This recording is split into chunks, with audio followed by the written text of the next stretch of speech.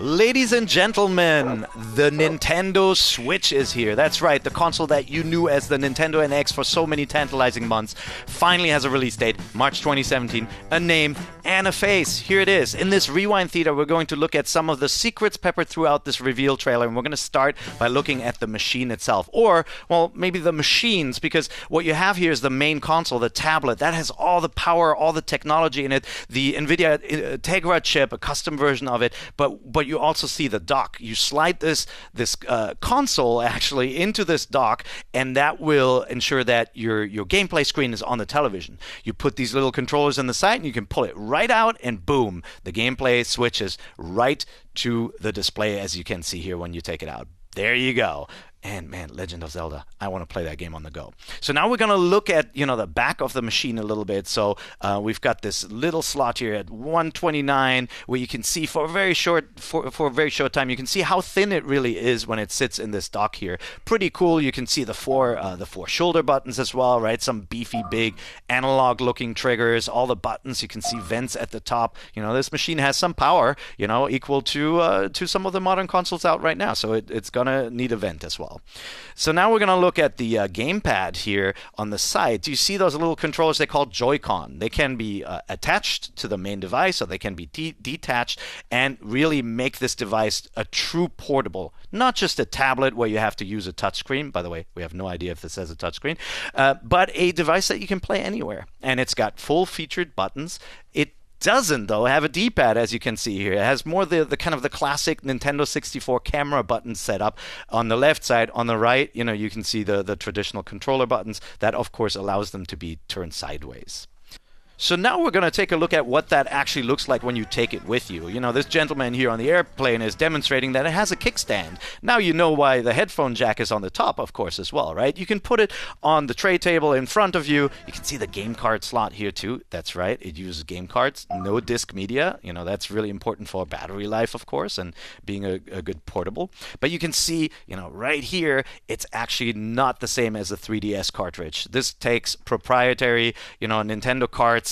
You can see it's a little narrow, more narrow than the 3DS card, and a little beefier than what you're used to. And then you can see what you can do when you're sitting in the airplane. You can take these two Joy-Cons off, and you can play them almost like a Wiimote and a nunchuck with the Wii or the Wii U, where you have two separate controllers in your hands. Now, we don't know if any of these have motion controls or an accelerometer in it, but you can definitely hold them separately like this to make this ultra super portable.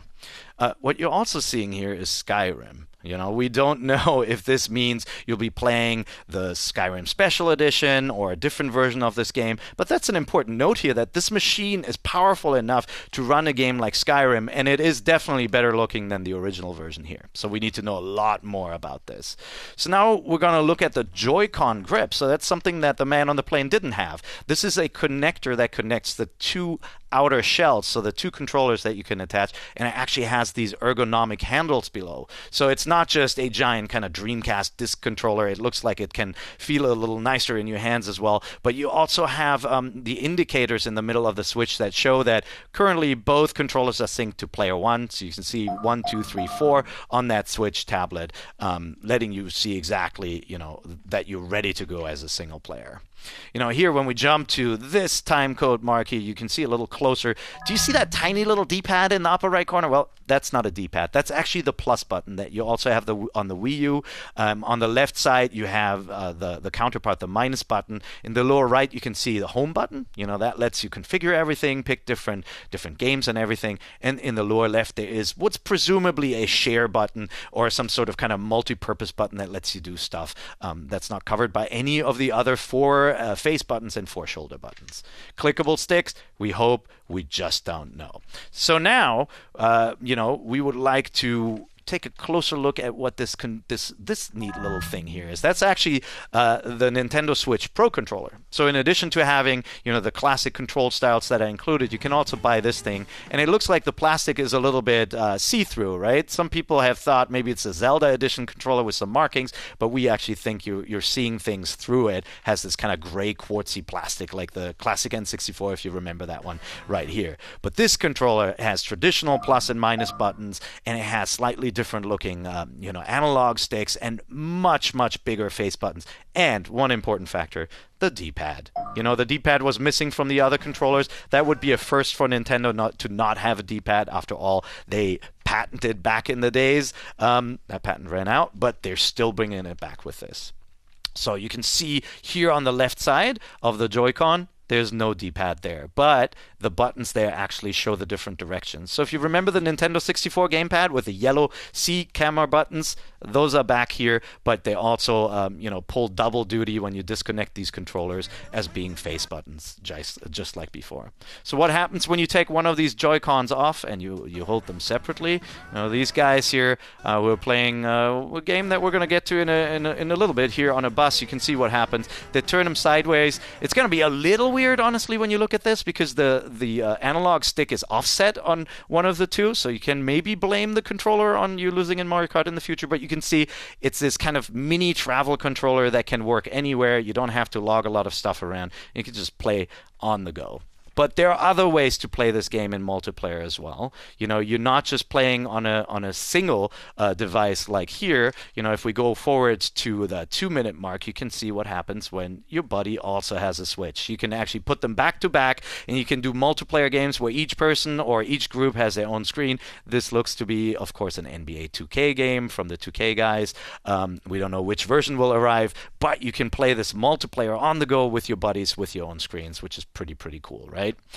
Little note here in this living room, if you look at the 223 mark right here, look at those guys in the lower left corner. Nintendo has confirmed that the Switch will, of course, use Amiibo. We haven't seen the NFC, marking on the device anywhere, so we don't know where you put them to activate them, but just like with the Wii U and the new 3DS, you can use your Amiibo. And on the right side, you can see, your controller cradle, the Switch lying there, from the underside, with nothing attached to it.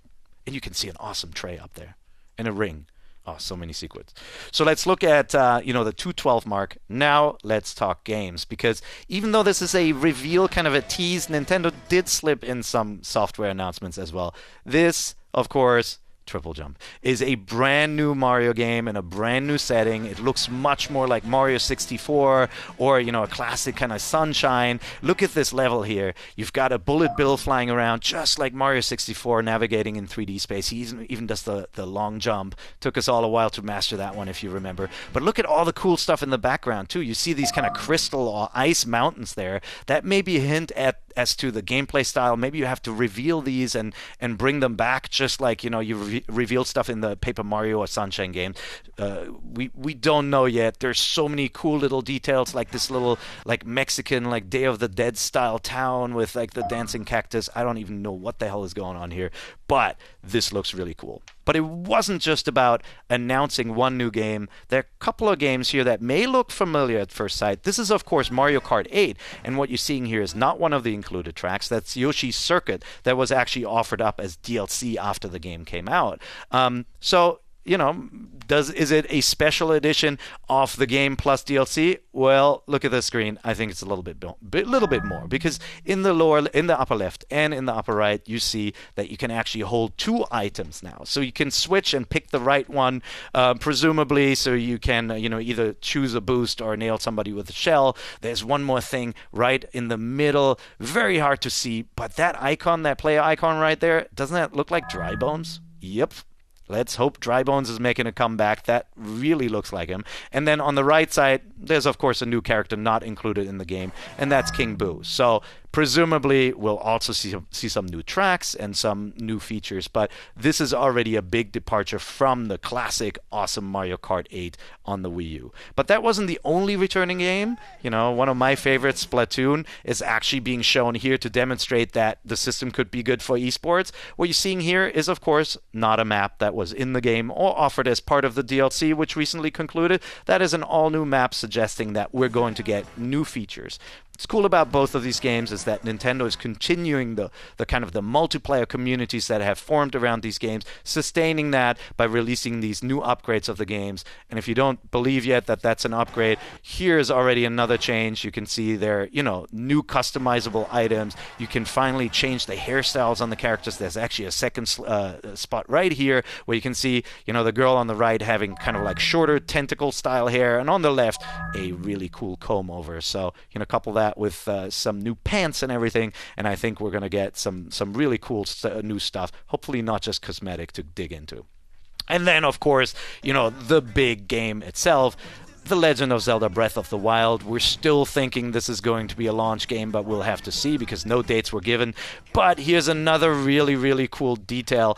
What you're seeing here for the first time is a returning boss character from Link's Awakening. That's actually King Moblin, we believe, the big red guy who kidnapped Bow Wow, the pet dog, by Madam Meow Meow's pet dog. I can't believe I'm saying these things. But, he was one of the kind of mini mid-boss bad guys from Link's Awakening. Is there a tie to that game with Breath of the Wild? Is there a tie to other games like Wind Waker? We don't know yet. But, man, there are a lot of tantalizing details in there. I'm really excited about this system. So excited, as a matter of fact, that I'm getting together with my friends here to record more reactions and more kind of secret analysis in our next episode of Nintendo Voice Chat. So look that up as well. And until then, be excited.